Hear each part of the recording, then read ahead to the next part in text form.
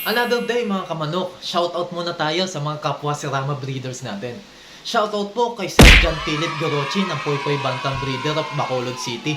Magaganda din pong linyada ang hawak niya. May mga imported lines po. Kung gusto niyo pong mag-avail, PM nyo lang din po siya. Shoutout din po kay Sir J. Chris Baluyot. Magaganda po yung mga hawak niyang mga linyada din.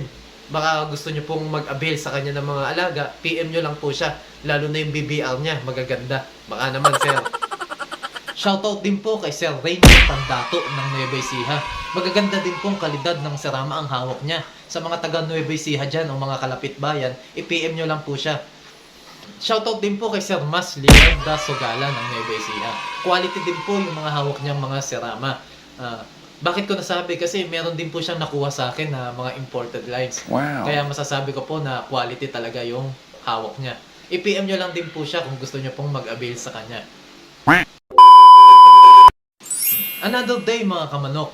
Meron nga palang nag-message sa akin si Sir Richard Robles. Ito po yung request niya.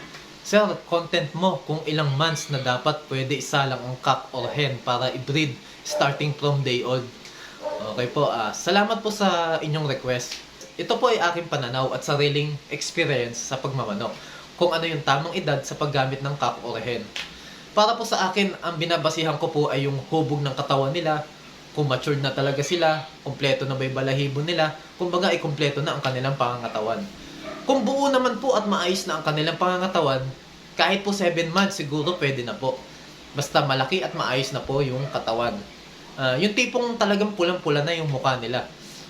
Pwede naman po yun gamitin. Pero pinaka-common po kasi yung mga 8 to 10 months. Yun po yung ideal na edad para sa breeding. Iniiwasan ko po kasi yung mga sobrang bata. Kasi na-experience ko na po yan. Gumamit po ako ng 3 months old up. Mahina po ang similya. Mabilis mamatay ang similya sa itlog. Di pa po kasi sila fully matured sa ganong edad. Maagang nalalaspag sa breeding. Kaya pagka nagkaroon po sila ng edad, medyo mahina na po sa breeding. Mga 7 months po, pwede na po. Pero ang preferred ko po, 8 to 10 months. Yun po kasi yung kasarapan talaga na gamitin sa breeding program ang mga palahi natin. Sa ganong edad po kasi ay nakikita na po talaga na healthy na sila.